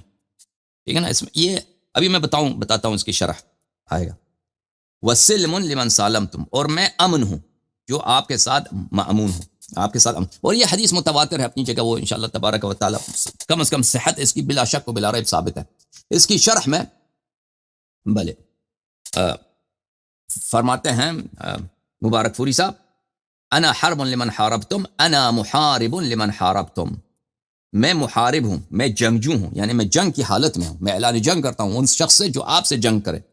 اچھا، جعل النبی صلی اللہ علیہ وآلہ وسلم نفسہ نفس الحرب مبالغتاً، مبالغتاً، نبی کریم صلی اللہ علیہ وسلم نے کہا کہ میں جنگ ہوں، نہ فرمایا کہ میں جنگجو ہوں، میں خود جنگاور ہوں، میں خود جنگ کروں گا، ٹھیک ہے نا، میں جنگ ہوں۔ تو یہ عربی زبان میں ایک لطافت ہے کہ ایک شخص اگر آپ مصدر کو ذات پہ حمل کرتے ہیں، مصدر کو ذات سے نسبت دیتے ہیں، تو یہ مبالغہ کے لیے ہوتا ہے، یعنی میں شدید جنگ کرنے والا ہوں، میری نہایت شدید اور حتمی جنگ ہے، کن سے؟ جو آپ سے جنگ لڑے۔ تو نبی کریم صلی اللہ علیہ وآلہ وسلم نے اپنے آپ کو جنگ کہا، اور نہیں کہا کہ میں محارب ہوں، کہا کہ میں جنگ ہوں، کہ رجل عدل، جیسے ہم کہتے ہیں رجل عدل، ایک یہ شخص عادل ہے، یہ شخص عدل ہے۔ عدل تو مصدر ہے، عدل کا مطلب ہے کیا؟ عادل ہونا، عدالت کرنا، ٹھیک ہے نا، عادل وہ شخص جو عادل ہے۔ محارب کون ہے؟ جو جنگ کرتا ہے۔ حرب کیا ہے؟ خود جنگ۔ تو یہ کیا کس کے لیے آتا ہے؟ تشدید بیان کرنے کے لیے، سیریس معنی کو اور زیادہ اہمیت دینے کے لیے کہ یہ حتمی اس طرح ہے اور اس معنی میں بہت شدت ہے۔ تو نبی کریم صلی اللہ علیہ وآلہ وسلم نے کہا کہ میں حرب ہوں، جیسے آپ کہتے ہیں زید عدل، زید بہت عادل ہے، زید عادل نہیں ہے، بہت عادل ہے، زید عدل، تو فرمایا میں حرب ہوں۔ تو عزیزو، یہ اعلان جنگ ہے کن سے؟ اہل بیت طاہرین علیہ السلام سے، کہ میں آپ کے گھر کو جلا دوں گا، ٹھیک ہے نا۔ یہ اعلان جنگ عزیزو، کیونکہ نبی اہل بیت علیہ السلام سے جنگ کرنا، اہل بیت علیہ السلام سے جنگ کرنا حدیث صحیح حدیث میں ثابت ہے کہ یہ نبی کریم صلی اللہ علیہ وسلم سے جنگ کرنے کے مساوی ہے۔ تو کیا ثابت ہو گیا؟ کہ عمر نے نبی کریم صلی اللہ علیہ وسلم سے جنگ کا اعلان کیا، ٹھیک ہے نا، اور نبی کریم صلی اللہ علیہ وسلم جنگ کی حالت میں ہے عمر سے، اور عمر کیونکہ ابو بکر کا وزیر ہے، اس کا سپاہی ہے، تو نبی کریم صلی اللہ علیہ وسلم جنگ کی حالت میں ابو بکر عمر سے، اور جس سے نبی کریم صلی اللہ علیہ وسلم جنگ کرے تو اس کے کفر اور ارتداد میں جو شک کرے وہ خود کافر ہے، اس کے کفر میں شک ہی نہیں ہے۔ سمجھ میں آئی نا بات آپ کو؟ یہ دوسرا تعان۔ اگلا تعان میرے عزیزوں عمر کا، کہ اس نے دھمکی دیا، ٹھیک ہے نا، کہ میں گھر کو آگ چلا دوں گا۔ صحیح حدیث ابھی ہم اسی تقریر کے شروع میں ہم نے آپ کو دکھا دیا کہ اللہ غضبناک ہوتا ہے زہرا سلام اللہ علیہا کے غضب سے۔ تو آپ کسی آدمی سے کہتے ہیں کہ میں آپ کے بچوں کو آگ لگا دوں گا، ٹھیک ہے نا، وہ غضب ہو جاتی ہے نہیں ہوتی؟ غضبناک ہوتی ہے، غضبناک ہوتا ہے، تو اس میں شک ہی نہیں ہے کہ یہ باعث اغضاب اللہ ہے، اللہ تعالیٰ کے غضب کے سبب ہے۔ اور عزیزو، یہ بھی اپنی جگہ ثابت ہے کہ اہل بیت طاہرین علیہم الصلاۃ والسلام اللہ تعالیٰ کے نزدیک سب سے محبوب ہیں۔ اس کی وجہ کیا ہے؟ کیونکہ نبی کریم صلی اللہ علیہ وسلم کے نزدیک یہ سب سے احب تھے۔ حضرت صدیقہ طاہرہ سلام اللہ علیہ سب سے محبوب تھے نبی کریم صلی اللہ علیہ وسلم کے پاس۔ تو جتنا اور نبی کریم صلی اللہ علیہ وسلم کسی سے محبت پیار دنیاوی اغراض کے لیے نہیں کرتے تھے، وہ اللہ کی رضا کے لیے کرتے تھے۔ سمجھ آئی نا؟ جتنا ایک شخص اللہ کے نزدیک محبوب ہو اتنا ہی نبی کریم صلی اللہ علیہ وسلم ان سے پیار کرتے ہیں، چاہے وہ شخص ان کا کوئی رشتہ دار بھی نہ ہو۔ سمجھ میں آئی بات آپ کو؟ تو کیونکہ اہل بیت طاہرین علیہم السلام احب الناس عند النبی صلی اللہ علیہ وآلہ وسلم ہیں، احب الناس عند النبی صلی اللہ علیہ وآلہ وسلم ہیں، اس لیے وہ احب الناس عند اللہ، احب الناس عند اللہ۔ اور یہ بھی ثابت ہے کہ ان کے غضب سے اللہ غضبناک ہو جاتا ہے۔ تو یہ جو عمر نے کہا کہ میں آپ کا گھر جلا دوں گا، یہ باعث غضب زہرا سلام اللہ علیہ، اور یہ بذات خود بغیر کسی اور مقدمے کے باعث غضب اللہ ہے۔ اور جس پہ اللہ کی غضب ہے وہ اگر دنیا سے جا چکا ہے تو بھی جہنم میں ہے، جس پہ اللہ کی غضب ہے اگر دنیا سے جا چکا ہے وہ تو جہنم میں، اس میں کوئی شک ہے بھائی؟ وإلا اللہ کے غضب کا مراد کیا ہے؟ اللہ کے غضب کا مراد یہی ہے کہ وہ جہنمی ہے۔ دوسرا، نبی کریم صلی اللہ علیہ وسلم نے فرمایا کہ فاطمہ سلام اللہ ان اللہ یغضب لغضبک ویرضی لرضاک، اور فرمایا کہ بلے یغضبها ما بل یغضبنی ما اغضبها، جو ان کو غضب دلائے، جو چیز، جو شخص ان کو زہرا سلام اللہ علیہا کو غضب دلائے، وہ مجھے غضب دلا دیتا ہے، ٹھیک ہے نا؟ تو اللہ اور رسول کی غضب ابو بکر اور عمر پہ ثابت۔ اور اسی طرح فرمایا کہ اذیت، صحیح مسلم کی حدیث میں نے آپ کو دکھایا نا کہ جو یؤذینی ما آذاہا فاطمہ بضعۃ منی یؤذینی ما آذاہا، جو ان کو اذیت دے دے وہ میری باعث اذیت ہے۔ تو یہ تو بلا شک و بلا رائے، آپ کسی بھی شریف آدمی غیر شریف کو بدماش سے بھی کہہ دیں نا، جو بدماش آدمی، میں آپ کے گھر جلانے کے لیے آیا ہوں، میں آ جاتا ہوں، کل آپ کے گھر کو جلا دوں گا، اور آپ گورنمنٹ کے بھی کوئی آفیشل ہوں، اس کو اذیت تو ہوتی ہے، اذیت ہوتی ہے، ٹھیک ہے نا؟ اب مسلمانوں پہ تو تکریم اہل بیت علیہ السلام واجب ہے، کم از کم یہ بچڑے کے ماننے والے تو کہتے ہیں کہ ہم پہ واجب ہے کہ اہل بیت علیہ السلام کے احترام کریں، ٹھیک ہے نا؟ تو اس کے بجائے ان کو اذیت کرنا کہ میں آپ کے گھر کو جلا دوں گا، اس سے کیا ثابت ہو گیا میرے عزیزو؟ اذیت النبی صلی اللہ علیہ وسلم، کہ اس سے نبی صلی اللہ علیہ وسلم کی اذیت ہوتی ہے۔ نتیجہ کیا ہوا؟ ان الذین یؤذون اللہ ورسولہ لعنہم اللہ فی الدنیا والآخرہ وأعد لهم عذابا مہینا، کہ جو لوگ اذیت کرتے ہیں رسول صلی اللہ علیہ وسلم کی، وہ در حقیقت اللہ کی سے دشمنی کرتے ہیں۔ ان الذین یؤذون اللہ ورسولہ، اللہ کی اذیت کوئی نہیں کر سکتا، اللہ کو کوئی اذیت کر سکتا نہیں، لیکن نبی صلی اللہ علیہ وسلم اتنے پیارے ہیں اللہ کے نزدیک کہ اللہ نے فرمایا نبی صلی اللہ علیہ وسلم کی اذیت میری اذیت اتنا شدید جرم ہے جیسے کوئی اللہ کی اذیت کرے، حالانکہ اللہ کی اذیت کوئی نہیں کر سکتا۔ ان الذین یؤذون اللہ، جو لوگ اذیت کرتے ہیں اللہ کو، ورسولہ، اور رسول صلی اللہ علیہ وسلم کی، لعنہم اللہ فی الدنیا والآخرہ، اللہ نے ان کو دنیا میں بھی لعنت کیا اور آخرت میں بھی لعنت کی، وأعد لهم عذابا مہینا، اور ان کے لیے تیار کیا ہوا، ریڈی، بالکل ریڈی، عذابا مہینا، ایک ایسے عذاب جو ان کی تحقیر کے باعث ہے، ان کو گالی دے دے کر ان کی پٹائی ہوتی ہے وہاں پر اس عذاب میں، گالی کے ساتھ، ان کی توہین کے ساتھ، اہانت کے، عذابا مہینا، اہانت والی عذاب، تحقیر والی عذاب۔ تو یہ بھی ثابت ہو گیا الحمدللہ، کیونکہ اذیت اہل بیت علیہ السلام اذیت رسول صلی اللہ علیہ وسلم ہے، یہ شخص الحمدللہ رب العالمین، یہ بھی اس کے شان میں ثابت ہو گیا۔ اچھا، مزید میرے عزیزوں آپ کی خدمت میں اس کے متعین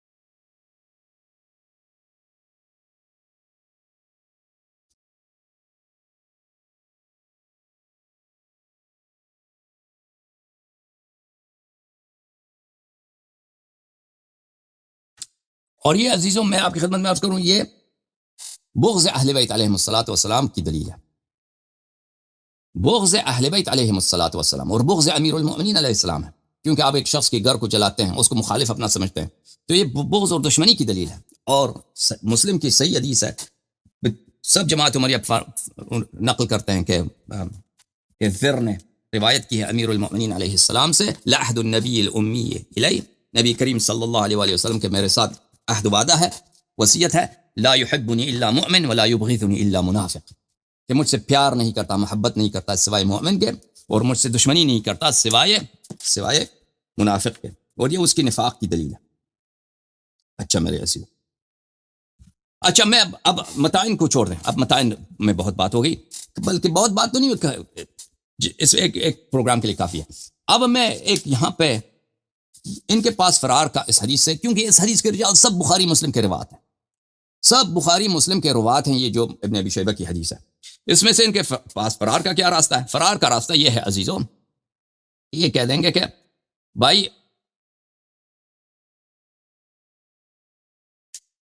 یہ کہہ دیں گے کہ یہ حدیث جو ہے اسلم نے حضرت زہرا سلام اللہ علیہا سے روایت کی ہے، اور ان سے سماع ثابت نہیں ہے، تو یہاں پہ ایک انقطاع ہے، یہاں پر کیا ہے؟ ایک انقطاع ہے، یہاں پر بھلے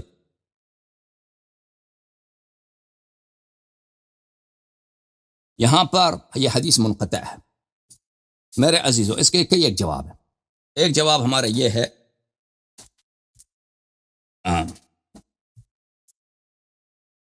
ان کے پاس بس ایک ہی فرار ہے اس حدیث سے، کہ یہاں پر کیا ہے، زید اسلم نے حضرت زہرا سلام اللہ علیہا سے حدیث نہیں سنی ہے. اچھا،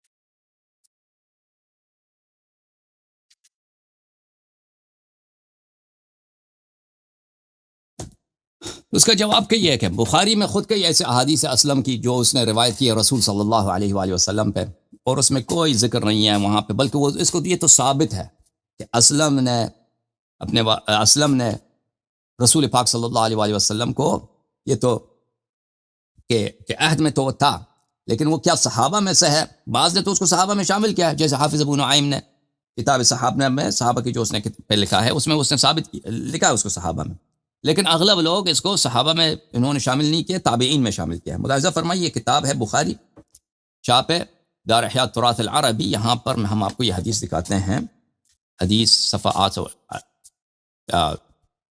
صفحہ نمبر کون سا ہے؟ یہ 883 ہے. بھلے یہ حدیث ملاحظہ فرمائیے، بلکہ یہ حدیث 882 میں حدیث نمبر 4833 عن مالك عن زيد بن أسلم عن أبيه أن رسول الله صلى الله عليه وآله وسلم كان يسير في بعض أسفاره. زید بن اسلم روایت کرتے ہیں اپنے والد اسلم سے، وہ رسول پاک صلی اللہ علیہ وآلہ وسلم سے. بخاری میں تو یہ روایت کی تم نے کہ زید بن اسلم تو رسول پاک صلی اللہ علیہ وآلہ وسلم سے بھی روایت کر لیتا ہے. ٹھیک ہے نا، یہ ایک حدیث. دوسرے حدیث آپ کو دکھائیں،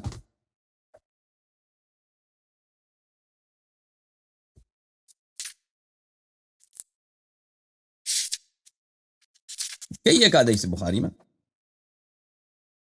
پھر بخاری میں یہی بخاری عزیزو، ٹھیک ہے نا، سب حدیث نمبر 5012 زید بن اسلم عن ابیہ ان رسول اللہ صلی اللہ علیہ وآلہ وسلم.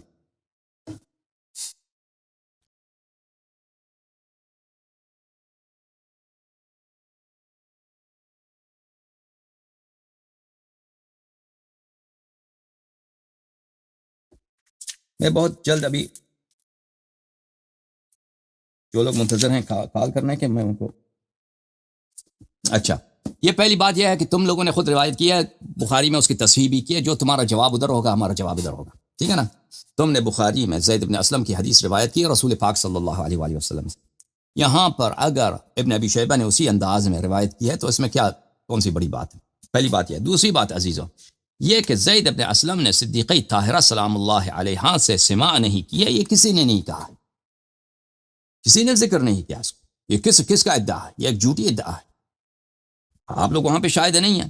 میں آپ کو زید بن اسلم کے میں تراجم آپ کو دکھاتا دیتا ہوں. یہ کتاب سیر اعلام النبلاء جز نمبر 4 چھاپ مؤسسۃ الرسالہ جو سنہ 1417 میں یہ کتاب چھپی ہے. یہ اسلم العدوی، یہ حبشہ کا تھا تو کالا غلام تھا،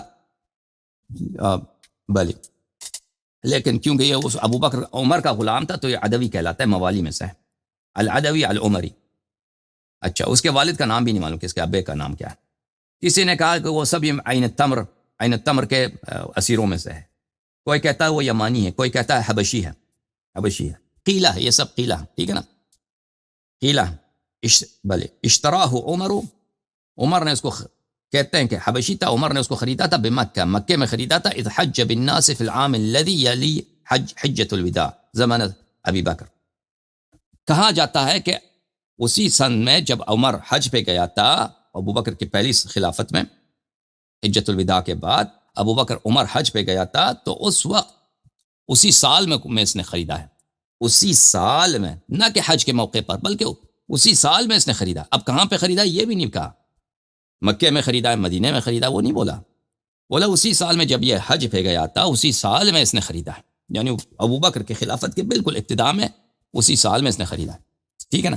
تو یہ ابو بکر کے حکومت حجۃ الوداع کے اگلے سال، دیکھیں ملاحظہ فرمائیں یہاں پر حجۃ الوداع کے وہی حجۃ الوداع جو نبی کریم صلی اللہ علیہ وسلم کی حج ہے نا، سنہ 10 ہجری کو، سنہ 11 ہجری کو عمر نے حج کیا ہے، سنہ 11 ہجری کو ابو بکر کی حکومت میں، اسی سال اس نے خریدا، یعنی ابو بکر کی حکومت کے ابتدا میں اس نے اس کو خریدا ہے.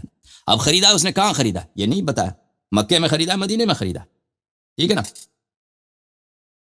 اچھا پھر اس کی وفات جو ہے بہت، عبد الملک ابن مروان 100 سال سے زیادہ اس نے عمر کیا، عبد الملک ابن مروان کی حکومت میں مرا ہے. اچھا یہ ہے کتاب التہذیب حافظ ابن حجر کی، جلد نمبر 1، یہاں پر صفحہ نمبر 267 میں یہاں پہ اس کے متعلق کہتے ہیں، حافظ زید کے متعلق کہتے ہیں، زید عین، یعنی کہ سب کتب نے ان سے روایت کیا، بخاری مسلم بقیہ اربعہ نے. العدوی ادرک زمن النبی صلی اللہ علیہ وآلہ وسلم، اس نے نبی کریم صلی اللہ علیہ وآلہ وسلم کے زمانے کو ادراک کیا ہے. اچھا معاف کیجیے گا. وروى عن ابی بکر ابو بکر سے اس نے روایت کیا، ومولاہ عمر، اپنے مولا عمر سے، وعثمان وابن عمر وفلان فلان سے روایت کیا. ٹھیک ہے نا. تو یہ کس زمانے کی بات ہے؟ یہ ابو بکر سے بھی روایت کی ہے، عمر سے بھی روایت کی ہے، اور اب عمر نے اس کو کب خریدا ہے؟ اس وقت خریدا ہے جب یہ سنہ 11 ہجری میں خریدا. سنہ 11 ہجری میں کہاں خریدا ہے نہیں معلوم. اچھا تو اب کون کہتا ہے کہ یہ جو ہے اس نے صدیقہ طاہرہ سلام اللہ علیہ سے اس نے نہیں سنا ہے، وہاں پہ اس حادثے کا یہ شاہد نہیں تھا. کون کہتا ہے؟ کس کے پاس دلیل ہے؟ کسی کے پاس کوئی دلیل نہیں. ملاحظہ فرمائیے، میں آپ کو یہاں پہ دکھاؤں، یہ کتاب ہے مسلم پہ. بس مجھے 5 منٹ دے دیں، جو لوگ کال کر رہے ہیں 5 منٹ کے بعد میں آپ کے کال کا جواب دوں گا.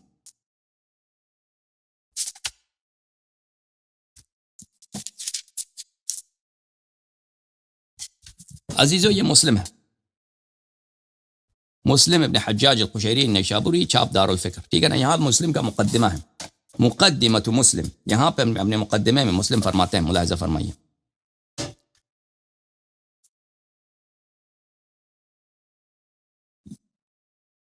وزعم القائل الذي افتتحنا الكلام عن حكاية القول والأخبار عن سوء رؤيته أن كل إسناد لحديث فلان عن فلان وقد أحاط العلم بأنه ما كان في عصر واحد وجائز أن يكون الحديث الذي روى الراوي عن من روى عنه قد سمع منه وشافه، غير أن لا نعلم له منه سماعا ولم نجد في شيء من الروايات أنها التقيا قط أو تشافها بحديث أن الحجة لا تقوم عنده بكل خبر جاء هذا المجيء.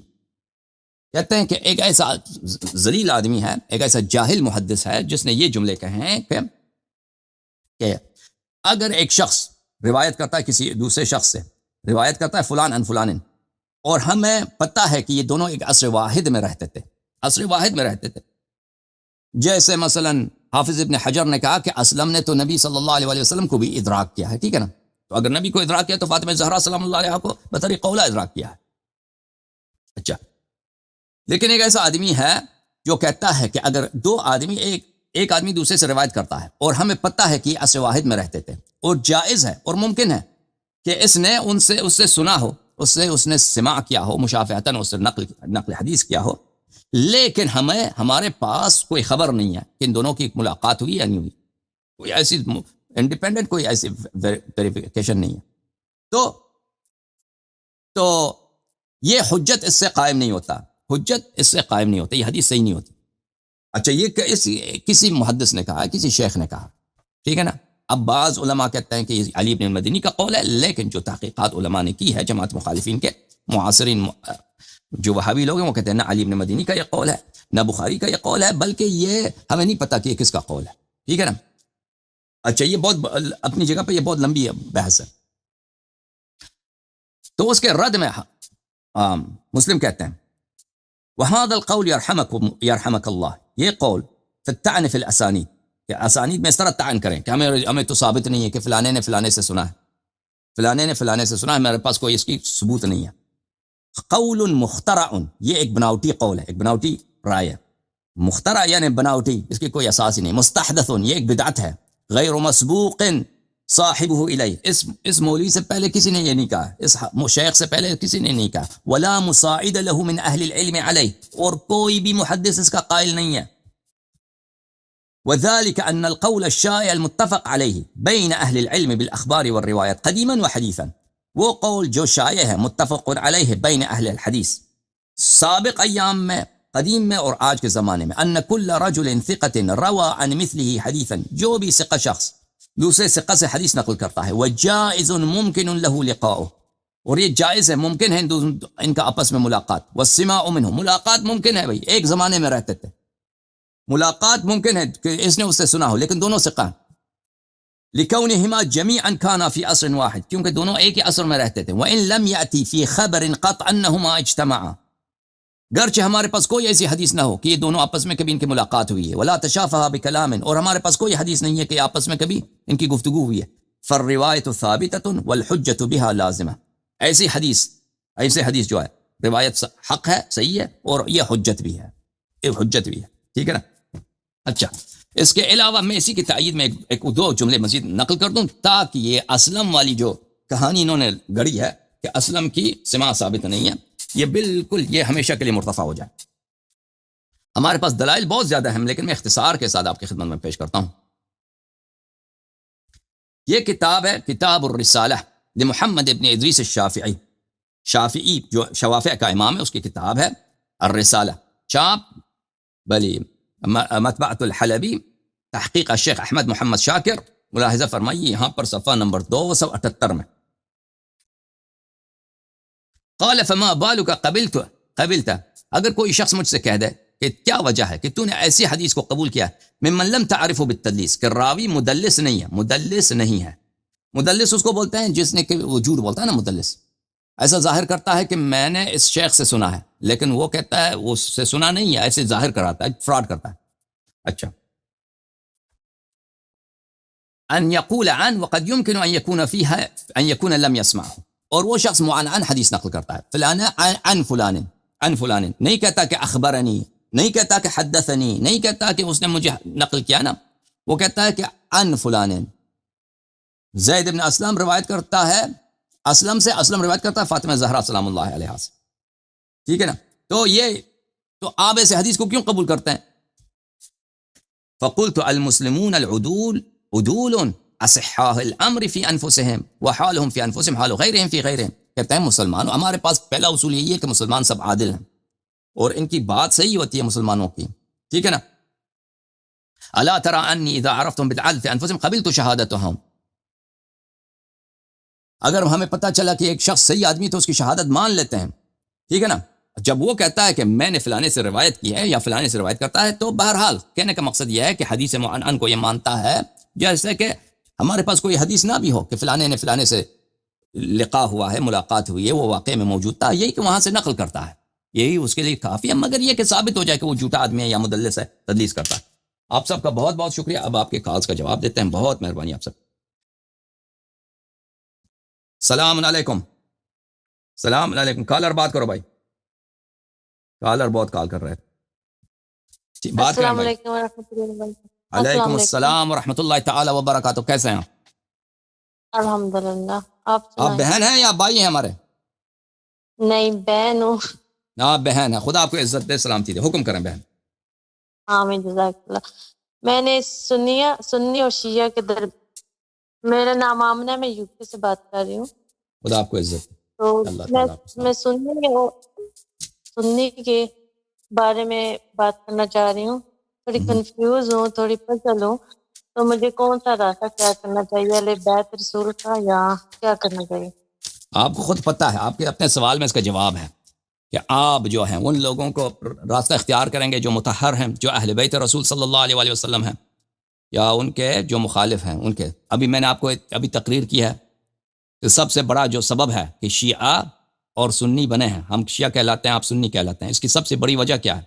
سب سے بڑی وجہ یہی ہے کہ ابو بکر کی خلافت کو ہم نہیں مانتے، اور جو سنی لوگ ہیں وہ مانتے ہیں، اور جب ہم پوچھتے ہیں کہ ابو بکر کی خلافت کی کیا دلیل ہے، کہتے ہیں اجماع صحابہ، رضا صحابہ۔ اب ہم نے ابھی آپ کی اسپیچ میری اگر آج دیکھ لیں آپ، اس میں آپ غور کریں تو میں نے کتنے دلائل لائے ہیں کہ اس میں کوئی اجماع نہیں تھا، کوئی رضا نہیں تھا، ان کے کوئی کنسنسس نہیں تھا، اسی لیے تو عمر آیا ہے، وہ دھمکی دے رہا ہے کہ میں آپ کے گھر کو آگ لگا دوں گا، اگر آپ لوگ یہاں پہ پھر آپ کی میٹنگ ہو گئی تو میں آگ لگا دوں گا، ٹھیک ہے نا۔ تو یہ آگ لگانے کی جو دھمکی ہے اس کا مطلب یہ ہے کہ اہل بیت علیہ السلام ابو بکر کی خلافت کو باطل سمجھتے تھے، ابو بکر کی خلافت کو صحیح نہیں سمجھتے تھے، اور عمر کو، ابو بکر کو یہ پتہ ہے کہ ہمارا اختلاف مخالفین کا مرکز جو ہے یہی گھر ہے، یہی گھرانہ ہے، تو اور اسی لیے کہتے ہیں کہ اس اپوزیشن کو جلد از جلد ہمیں ختم کرنا چاہیے، اسی لیے وہ آگ لگانے کی جو ہے دھمکی دے رہا ہے۔ تو اس سے کیا ثابت ہوا؟ پہلی بات یہ ثابت ہو گیا کہ لیکن جب کنسنسس نہیں ہے۔ جی حکم کریں بات کریں۔ تو آپ کی کال ریکنیکٹ ہو رہی ہے، تو اس کا مطلب یہی ہے کہ وہاں پر کوئی کنسنسس نہیں ہے، رضا نہیں ہے۔ تو یہ جھوٹی کہانی سنائی گئی ہے آپ لوگوں کو کہ ابو بکر کی خلافت پہ سب کا اجماع ہے، تو اس کی خلافت کی تصحیح کی ایک ہی دلیل ہے اجماع، ایک ہی دلیل ہے رضا، اور نہ اجماع ہے نہ رضا ہے، بلکہ اس کے بالعکس انہوں نے جو دھمکی دی ہے اہل بیت علیہ السلام کی، اس سے جو متائن آج میں نے گنتی کیا نا، جو متائن میں نے گنتی کیا ہے کہ ان کا اس سے نہ صرف بلکہ یہ جو اہل بیت علیہ السلام کی جو دشمنی ہے، ان کی جو اذیت ہے وہ اذیت رسول صلی اللہ علیہ وآلہ وسلم سے ہے، ان سے جنگ لڑنا اہل رسول صلی اللہ علیہ وآلہ وسلم سے جنگ لڑنے کے مترادف ہے، اور یہ چیزیں جو ہیں نہ صرف ان کی خلافت کو باطل کر دیتی، اس سے بڑھ کر بہت اور چیزوں کو خراب کر دیتی۔